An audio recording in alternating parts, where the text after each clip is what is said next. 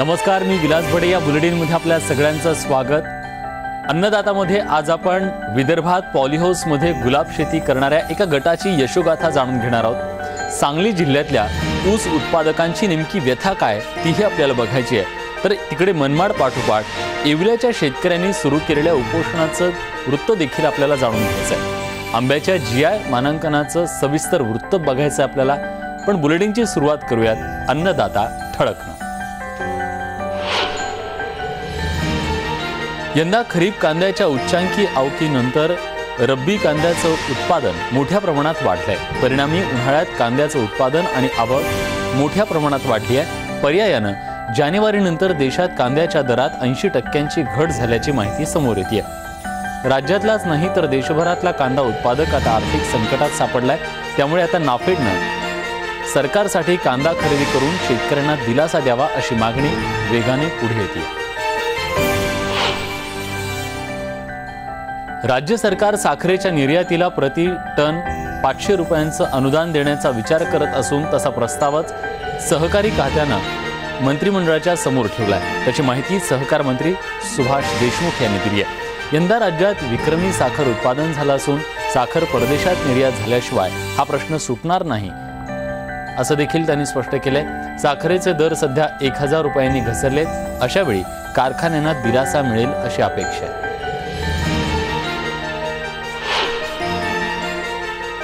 मनमाड कृषी उत्पन्न बाजार समितीमध्ये व्यापाऱ्यांनी कांदा उत्पादकांचे पैसे अडकवल्याची घटना ताजी असतानाच येवल्यातही फसवणुकीची घटना झाल्याची बाब समोर येते. या व्यापाऱ्यांविरोधात आता शेतकरी एकवटले असून 50 शेतकऱ्यांनी त्या विरोधात उपनिबंधक कार्यालयाच्या समोर उपोषण सुरू केलंय. कांदा व्यापाऱ्यांनी दिलेले सगळे चेक बाउन्स झाल्यानं नाराज झालेल्या शेतकऱ्यांनी शेवटचा पर्याय म्हणून आमरण उपोषणाचा मार्ग अवलंबलाय. तर या होत्या शेती जगतातल्या महत्त्वाच्या आणि ठळक घडामोडी. यानंतर आपण बघणार आहोत यशोगाथा. पॉलीहाऊसमध्ये गुलाब शेतीचे प्रयोग पश्चिम महाराष्ट्रात भरपूर झाले. पण आता विदर्भातले शेतकरी देखील पॉलीहाऊसमध्ये गुलाब शेती करू लागलेत. वाशिम जिल्ह्यातल्या मांगुळ झनक गावच्या गजानन झनक यांनी हाच प्रयोग केलाय. 10 गुंठ्यातल्या गुलाब शेतीतून त्यांना चांगला नफा मिळू लागलाय. त्यांची यशोगाथा जाणून घेण्यासाठी आपण वाशिम जिल्ह्यात जाऊया.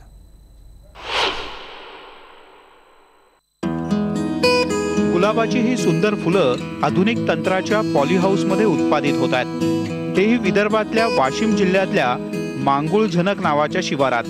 विदर्भाच्या शेतीमध्ये प्रयोग करण्याची मानसिकता नाही असं म्हटलं जातं, पण त्याला मांगुळ झनक गावातल्या शेतकऱ्यांनी सकारात्मक उत्तर दिलंय. या गावातल्या जवळपास 8 ते 10 शेतकऱ्यांनी गटानं मिळून पॉलीहाऊसमध्ये गुलाबाची शेती केली. मला वाटलं काही नवीन करावं म्हणून पॉलीहाऊसची उभारणी केली. कृषी विभागामार्फत मदत मिळाली आणि त्यांचे पॉलीहाऊस उभारणी केली. त्यांच्या हिशोबानं आम्ही एक ग्रुप तयार केला. त्यात आम्हाला आमदार आमचे झनक साहेब यांनी मोलाचं सहकार्य केलं. कृषी अधिकाऱ्यांना बोलून आमचे पॉलीहाऊस मंजूर करून दिले आणि आम्ही पॉलीहाऊस उभारणी केली. पॉलीहाऊस उभारण्यापूर्वी गावातल्या सगळ्या शेतकऱ्यांनी मिळून पुण्याच्या प्रशिक्षण केंद्रात जाऊन प्रशिक्षण घेतलं. शास्त्रशुद्ध माहिती मिळवल्यानंतर त्यांनी कृषी अधिकाऱ्यांच्याकडून मार्गदर्शनही घेतलं. यानंतर गावातल्या गटानं काम सुरू केलं. आज या गावातल्या 11 शेतकऱ्यांनी पॉलीहाऊसची उभारणी केली आहे. 8000 कलम लागली. पुण्यावरून कलम बोलवल्या, निवडल्या. त्यामध्ये लाल, पिवळा, गुलाबी असे 3 कलर निवडले. एका 10 गुंठ्यामध्ये 8000 कलम लावली. 1 फूट बाय 6 इंचावर कलम लागवड केली. बेड पद्धतीने लाल माती आणली आणि शेणखत मिसळलं. सर्व 3.5 लाख रुपये खर्च झाला आणि शासनाकडून आम्हाला त्याचं अनुदान 2,13,000 रुपये मिळालं. इथल्या शेतकऱ्यांनी गटानं फुलशेतीचं काम सुरू केल्यामुळे त्यांच्या अनेक कामांमध्ये श्रमाची आणि पैशांची बचत करणं शक्य झालं. फुलांची विक्री करणं सुद्धा सोपं होत आहे. हे शेतकरी सध्या नागपूर, अकोला आणि हैदराबादच्या बाजारात फुलांची विक्री करतात. आम्ही एक ग्रुप शेती म्हणून करत आहे. आम्ही इथे 10 ते 12 पॉलीहाऊस उभारणी केलेली आहे. आम्ही सुरुवातीला पारंपरिक शेती करत होतो. नंतर अमित भाऊ झनक यांनी आम्हाला सविस्तर सांगितलं की बा तुम्ही शेडनेट पॉलीहाऊस उभारणी करा, त्यामध्ये उत्पन्न भरपूर मिळेल. मग आम्ही पॉलीहाऊसकडे वळलो. पॉलीहाऊस उभारणी केल्यानंतर आम्ही नेमकं गुलाब लागवड केली आहे. गुलाब लागवडीमध्ये आम्हाला उत्पन्न भरपूर मिळून राहिलेलं आहे. मग आम्ही ते गट वाढवायचा प्रयत्न करत आहे किंवा जेणेकरून शेतकरी यामध्ये गटामध्ये सहभागी व्हावे आणि ज्यांना जास्तीत जास्त उत्पन्न मिळावे. महिन्याभरातल्या फुलांच्या उत्पादनातून या शेतकऱ्यांना जवळपास 1 लाख रुपयांचं उत्पन्न मिळालंय. येत्या काही महिन्यात या शेतकऱ्यांचा बहुतांश उत्पादन खर्च वसूल होऊन त्यांना गुंठ्यामध्ये लाखो रुपयांचा नफा मिळणार आहे. आपल्या गावातल्या आणि पंचक्रोशीतल्या शेतकऱ्यांना सोबत घेऊन स्थानिक आमदार अमित झनक यांनी या सगळ्या शेतकऱ्यांना मोलाचं मार्गदर्शन केलं. युवक एकत्र आले, त्यांची जिद्द आणि कुठेतरी अधिकाऱ्यांचं मार्गदर्शन आम्ही सगळ्यांची सांगड घालत एक नवीन उपक्रम मांगूळ जनक इथे स्थापित केला. त्यामध्ये सर्वप्रथम पॉलीहाऊस आम्ही 11 जणांचा ग्रुप तयार केला. एक समूह शेतीचा एक प्रयोग करण्याचा प्रयत्न आम्ही केला. गुलाब शेती, त्याच्यानंतर भाजीपाला आणि आता टरबुजामध्ये सुद्धा आम्ही उत्पादन घेणं सुरू केलेलं आहे. तर नेहमीच राजकारणानिमित्त आमच्या गावाचं नाव सर्व राज्यांमध्ये निघायचं व कुठेतरी वेगळ्या गोष्टींसुद्धा गावाचं नाव राज्यामध्ये निघावं असं एक निश्चय आम्ही सगळ्या युवकांनी केला आणि फुल शेतीला सुरुवात केली. विदर्भातल्या शेतकऱ्यांनी शेतीची जास्तीत जास्त कामं करण्यासाठी गटानं एकत्र येणं गरजेचं आहे आणि तसं केलं तर आर्थिक गुंतवणूक कमी होईल आणि शेतकऱ्यांच्या खर्चात सुद्धा बचत होईल. गुलाब लागवडीमध्ये एका 10 गुंठ्यामध्ये एका शेतकऱ्याला वार्षिक उत्पन्न खर्च वजा जाता कमीत कमी 2 लाख रुपये मिळतात. ते 2 लाख रुपये तुम्ही ओपन प्लेसमध्ये जेव्हा घेता, सोयाबीन, हरभरा पीक यामध्ये मिळत नाही आहे. त्यामुळं शेडनेट पॉलीहाऊस उभारणी करून ग्रुपचा फायदा काय मिळतो तुम्हाला? हां, आणि ग्रुपचा विशेष हा फायदा असा आहे की जास्ती करून ग्रुप शेती करावी. काय फायदा मिळणार त्यातून? या ग्रुप शेतीमध्ये एक तर तुमचा जेव्हा गुलाब पाठवायचा आहे कुठं, नागपूर, अमरावती, अकोला अशा ठिकाणी गुलाब जातो. पॉलीहाऊस, ठिबक सिंचन, नियोजनात आधुनिक तंत्राचा वापर केल्यानं गुलाबाची शेती चांगलीच बहरली आहे. आज या गावातले 11 शेतकरी पॉलीहाऊसच्या माध्यमातून नवं काहीतरी करण्याचा प्रयत्न करतात. त्यांच्या धडपडीला आमदारांचं बळ मिळाल्यानं त्यांचा आत्मविश्वासही वाढलाय. सगळ्यात महत्त्वाचं म्हणजे या सगळ्या युवकांमध्ये काम करण्याची जिद्द होती. परिवाराने सुद्धा त्यांच्या साथ दिली आणि ते एकदा माझ्याकडे आले की भाऊ आपण काहीतरी वेगळं केलं पाहिजे. मग आम्ही 2-3 ठिकाणी एक सामूहिक टूर आयोजित केला. यामध्ये सिंदखेड राजा येथील ईश्वेद बायोटेकमध्ये आम्ही सगळे गेलो. तिथे पॉलीहाऊसची शेती आम्ही बघितली. तिथले संजय वायादादा यांचं मार्गदर्शनसुद्धा आम्हा सर्वांना लाभलं. तिथून जे प्रोत्साहन आम्हाला भेटलं तर वापस आल्यानंतर आम्ही कृषी विभागाच्या अधिकाऱ्यांसोबत चर्चा केली आणि आपण काय करू शकतो यामध्ये सुद्धा त्यांचं मार्गदर्शन घेतलं आणि पॉझिटिव्हली म्हणजे सर्वप्रथम आम्ही 3 पॉलीहाऊसपासून सुरुवात केली. त्यामध्ये आम्ही पुण्याला जाऊन सुद्धा ट्रेनिंग इथल्या युवकांनी आम्ही सुद्धा गेलो त्यामध्ये आणि एक जे प्रयोग सुरुवात झाली तर एक सक्सेसफुल प्रयोग आपल्यासमोर इथे उपस्थित झालेला आहे. विदर्भात शेत शिवारात आणि शेतकऱ्यांमध्ये प्रयोगशीलता नसल्याचा आरोप अनेकदा होतो, पण त्याला आमदार झनक आणि गावानं उभारलेली ही 11 पॉलीहाऊस चांगलंच उत्तर आहे. येत्या काळात या भागात शेतीमध्ये आधुनिकता रुजण्यासाठी हा मैलाचा दगड ठरेल यात शंकाच नाही. मनोज जयस्वाल, न्यूज 18 लोकमत, वाशिम. विदर्भातलीच बातमी आहे. अमरावती जिल्ह्यात 8,557 शेतकऱ्यांनी विक्रीसाठी ऑनलाईन तूर नोंदणी केली, पण अवघ्या 1,750 शेतकऱ्यांची तूर खरेदी करण्यात आली. सरकारी यंत्रणेनं ही तूर खरेदी केली, पण अद्याप 7,400 शेतकऱ्यांची तूर खरेदी करणं बाकी आहे. पण सरकारच्या आदेशाची अंमलबजावणी करत फेडरेशननं तूर खरेदी बंद केली आहे. त्यामुळे शेतकऱ्यांमध्ये सध्या संतापाचं वातावरण आहे. आतापर्यंत आपल्याकडे 8,557 लोकांनी शेतकऱ्यांनी सातबारे आपल्याला आणून दिले नोंदणीकरिता आणि त्याप्रमाणे आपण सगळ्या कास्तकारांना नंबरवारी बोलवलेलं आहे. 1,750 कास्तकारांची आजपर्यंतची आपल्या नंबरवारी तूर खरेदी केलेली आहे.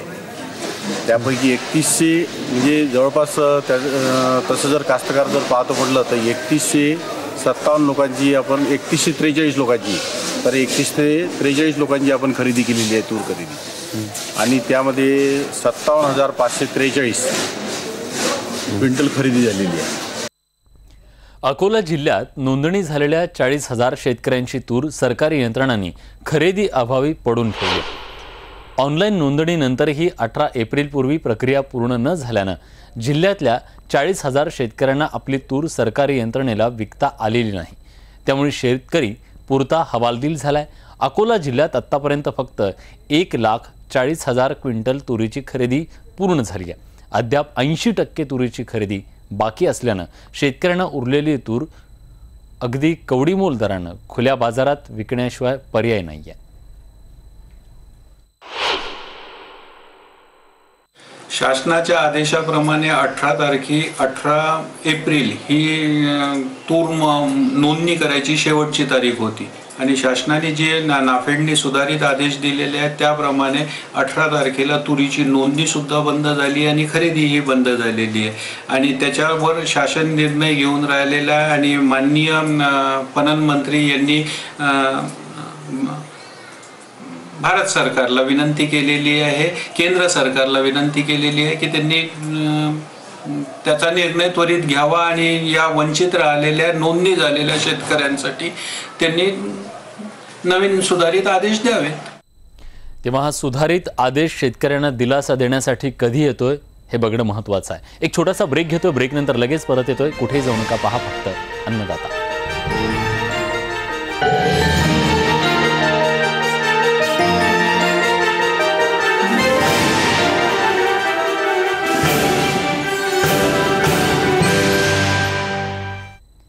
ब्रेकनंतर तुमचं पुन्हा एकदा स्वागत. तुम्ही पाहताय शेतकऱ्यांच्या हक्काचं बुलेटिन अन्नदाता. गुरुवारी मुंबईत कंट्रोलर जनरल ऑफ पेटंट यांनी कोकणाव्यतिरिक्तच्या परराज्यातल्या आंब्याला हापूस हे नाव लावता येणार नाही हे स्पष्ट केलं. त्याचबरोबर रत्नागिरी देवगडच्या आंब्याला स्वतंत्र ओळख बहाल केली. शिवाय अलिबाग, ठाणे आणि पालघर जिल्ह्यातल्या आंब्याला हापूस नाव लावण्यास परवानगी देऊन संबंध कोकण प्रांतातल्या आंब्याला आणि आंबा उत्पादकांना प्रचंड मोठा दिलासा दिला. हा विषय कायद्यानं वारंवार लावून धरणाऱ्या आणि हापूसला न्याय मिळवून देणाऱ्या प्राध्यापक गणेश हिंगमिरेंशी विशेष संवाद साधलाय आमच्या प्रतिनिधीनं. हापूस नक्की रत्नागिरीचा की देवगडचा ह्याच्यावर अनेक वर्षांपासून वाद सुरू होते. आता एक निकाल लागलेला आहे आणि त्या निकालामध्ये नक्की काय सांगितलेलं आहे हे आपण जाणून घेणार आहोत. सर, नक्की सांगाल की हा वाद काय होता? हा वाद जॉग्राफिकल इंडिकेशन, ज्याला भौगोलिक मानांकन या विषयावर होता. जॉग्राफिकल इंडिकेशन हा कम्युनिटीचा इंटेलेक्च्युअल प्रॉपर्टी राईट असतो. म्हणजे दार्जिलिंगचा चहा त्याला GI मिळाला, दार्जिलिंगमध्ये बनणारा चहा त्याला दार्जिलिंग चहाच म्हटलं पाहिजे. इतर ठिकाणचा चहा दार्जिलिंग चहा म्हणून वापरता येणार नाही असा त्याच्यातला बोध असतो. तसंच वेगवेगळ्या प्रकारच्या वेगवेगळे वस्तू किंवा विशेष करून शेतीजन्य पदार्थ ते एखाद्या भागात येत असतील, तिथल्या मातीचा, पाण्याचा, इतर हवामानाचा गुणधर्म जो असतो तो त्या पदार्थामध्ये येतो आणि त्यामुळे त्याला GI भौगोलिक मानांकन असं त्याला मिळत असतं. हा कम्युनिटीचा इंटेलेक्च्युअल प्रॉपर्टी राईट असतो. म्हणजे त्या समूहाला, म्हणजे शेतकरी हा समूह आहे, त्या समूहाला मिळतो. तर असा कुठल्या समूहाला हा मिळावा याच्यावर अनेक वर्ष विषय चालू होता. GI कोणाला कसा मिळावा. रत्नागिरीच्या आंब्यामध्ये आणि देवगडच्या आंब्यामध्ये बराच फरक असायचा. ते दोघंही आंबा उत्पादक एकमेकाला सपोर्ट करत होते, परंतु इतर भाग जो होता कोकणातला त्याला काय असावा असा विषय निर्माण होता. कारण का वेगवेगळे अर्ज त्या दृष्टीने गेले होते. आणि ऑफकोर्स रत्नागिरीच्या आंब्यात वेगळेपण पहिल्यापासूनच होतं, देवगडच्या आंब्यामध्ये होतं. रत्नागिरीच्या आंब्याचं वेगळेपण सायंटिफिकली, हिस्टॉरिकली हे सबमिट केलं गेलं होतं. वेगवेगळ्या हिअरिंग्ज झाल्या होत्या. त्यामध्ये रत्नागिरी आंब्याचा TSS, त्याचा पल, त्याचं थीन, पल वरचं कातडं म्हणूयात आपण, ते अनेक गोष्टी म्हणजे गोडवापासनं सगळ्या गोष्टींच्या हे सबमिट केलं गेलं होतं. त्याचा डिफरन्स इतर आंब्यांबरोबरचं पण कसं आहे ते पण सबमिट केलं गेलं होतं. इतर राज्यातनं येणारा आंबा हा रत्नागिरीपेक्षा कमी दर्जाचा आहे, कर्नाटकावरनं आहे, आणि जो रत्नागिरीचा म्हणून विकला जात होता हेही सिद्ध केलं गेलं होतं. आणि सुदैवाने त्या संदर्भातले त्या गव्हर्नमेंटचे रेकॉर्डसुद्धा मिळाले होते. म्हणजे कर्नाटका गव्हर्नमेंटच्या डिपार्टमेंट ऑफ हॉर्टिकल्चरच्या ऑफिशियल गॅजेटियर्समधनं असं आम्हाला डॉक्युमेंट्स मिळाले की धारवाड अल्फान्सो मँगो हा रत्नागिरी अल्फान्सो मँगोपेक्षा इन्फेरियर आहे. हे सिद्धता होत होती. म्हणजे थोडक्यात परराज्यातनं येणारा आंबा, अल्फान्सो आंबा, जो इथला आंबा म्हणून विकला जात होता, त्या आंब्याच्या बाबतीत सोकॉल्ड म्हटलं तर वाद, सोकॉल्ड म्हटलं तर विचार होता की इथल्या अल्फान्सो मँगोला इथलंच मिळालं पाहिजे. हाच एक अधिकारवाणी ज्याला म्हणूयात ती होती आणि तो आता ऑलमोस्ट ॲक्सेप्ट झालेला आहे. काय निर्णय दिलाय आता या वादावर? काय निर्णय झालेला आहे या वादावर? असा निर्णय झाला की रत्नागिरीचा जो मॅप असेल, रत्नागिरीच्या मॅपमध्ये जो रत्नागिरीचा शेतकरी तो हापूस आंबा घेत असेल त्या रत्नागिरीच्या शेतकऱ्याला रत्नागिरी हापूस आंबा म्हणून वापरता येणार, त्यालाच फक्त वापरता येणार आणि त्यासाठी तो मॅप स्पेसिफाईड होईल. तसंच देवगडच्या शेतकऱ्याला देवगडचाच आंबा म्हणून त्याला वापरता येईल. इतर कोकणातला जो पार्ट असेल, इतर जिल्ह्यातला असेल तर त्याला तो हापूस, परंतु रत्नागिरीचा हापूस हा रत्नागिरी हापूस म्हणजे तिथल्याच शेतकऱ्याचा असेल असा फेवरेबल निर्णय रत्नागिरीच्या शेतकऱ्यांसाठी आणि इव्हन ग्राहकांसाठी सुद्धा मेनली झालेला आहे. की ज्याची फसवणूक होत होती की इतर राज्यातला माल रत्नागिरीचा हापूस म्हणून जो विकला जात होता तो आता रत्नागिरी हापूस म्हणजे रत्नागिरीचाच शेतकरी रत्नागिरी हापूस म्हणून वापरला जाईल. त्याला युजर राईट स्पेसिफिक आता नमूद करण्यात आलेले आहेत. जर समजा दुसऱ्या कुठल्या तरी विभागातून किंवा भागातून येऊन लोकांनी हे आंबे रत्नागिरी किंवा देवगड हापूस म्हणून विकले तर त्यांच्यावर काही कारवाईची तरतूद केली आहे? बरोबर. आता जेव्हा हे नोंद होईल, हे सर्टिफिकेट इश्यू होईल, त्यानंतरचा अधिकार हा या शेतकरी मंडळींना, इथल्या शेतकरी मंडळींच्या संस्थेला प्राप्त झालेला आहे की जेणेकरून त्या शेतकऱ्याचा इंटरेस्ट प्रोटेक्ट होईल. शिवाय जो काही फेक माल येणार आहे त्याच्यावर कारवाई करण्याचा अधिकारही ह्या निर्णयानंतर शेतकऱ्याला किंवा संस्थेला प्राप्त झालेला आहे. देवगड आणि रत्नागिरी दोघांमध्ये काय फरक आहे हापूस आंब्यात? अगदी ढोबळमानाने सांगायचं झालं तर त्याच्या गोडव्यामध्ये फरक आहे. तुम्ही नीट त्याला बघितलं त्याच्या सुवासमध्ये फरक आहे. देवगड आंबा पहिले येतो, रत्नागिरी आंबा काही दिवसानंतर येतो. रत्नागिरीचा जो कोस्टल एरिया आहे ज्याला म्हणूयात आपण किनारा, तो समुद्र किनाऱ्याला जर तुम्ही पाहिलं तर तिथून ज्या लाटा येतात त्या वेगळ्या मायक्रोन्यूट्रिएंट रत्नागिरीच्या किनाऱ्यावर धडकवतात आणि त्याच्यामुळे त्याच्या ओव्हरऑल जो कोळीची साई म्हणूयात, त्याला पल्प म्हणूयात किंवा त्याच्यावरचं ताप म्हणूयात, अशा अनेक गोष्टींमध्ये फरक निर्माण होत जातो. आणि पण दोन्हीही पदार्थ हे जीआयसाठी एंटायटल होते. याचा अर्थ आमचा असा नव्हता की बाकीच्यांनी कोणी वापरू नये. आमचं म्हणणं सरळ होतं की रत्नागिरीचा शेतकरी रत्नागिरीमध्ये अनेक वर्षांपासून पिढ्यानपिढ्या रत्नागिरी हापूस आंबा उत्पादित करतोय, तर त्याचा तो नाव वापरण्याचा अधिकार त्या भूमीला स्पेसिफाईड आहे, तो मिळाला पाहिजे आणि यासाठी अर्ज करण्यात आला. खूप मोठी लढाई लढावी लागली यासाठी. हो, बरोबर आहे, लढाई लढावी लागली. 1962चा आम्हाला गॅजेटियर्सपासनं त्याच्या आधी अगदी केरळाचे रिसर्च पेपर्स गोळा करावे लागले आणि अनेक जेणेकरून सोशल मॉरल अशा अनेक गोष्टींना फेस करावं लागलं. पण सायंटिफिक सपोर्ट स्ट्रॉंग होता, हिस्टॉरिकल सपोर्ट स्ट्रॉंग होता आणि त्या बेसिसवर शेतकऱ्यांनी जिगरीने तो विषय सपोर्ट केला आणि शेवटी हा विजय होणारच होता. परंतु थोडा वेळ लागला, हे कदाचित दुःखाची बाब असेल, परंतु निर्णय हा शेतकऱ्यांच्या हिताचा झाला याचं समाधान जास्त आहे. बरोबर आहे. एवढी वर्ष, जवळपास 10 ते 12 वर्ष हा संघर्ष चालू होता आणि त्यानंतर शेतकऱ्यांचा हिताचा निर्णय झाला, त्यामुळे एकंदरीतच समाधानाचं वातावरण आहे. व्हिडिओ जर्नलिस्ट रमेश भटसह रोहिणी गोसावी, न्यूज 18 लोकमत, मुंबई. तेव्हा कोकणच्या राजावर होणारं परप्रांतीय आक्रमण आता थांबणार आहे आणि राजाचं राजेपण कायम राहिलंय. या सगळ्या बातम्यांसोबत बुलेटिनमध्ये आपण इथेच थांबतोय. ताज्या घडामोडींसाठी बघत रहा न्यूज 18 लोकमत.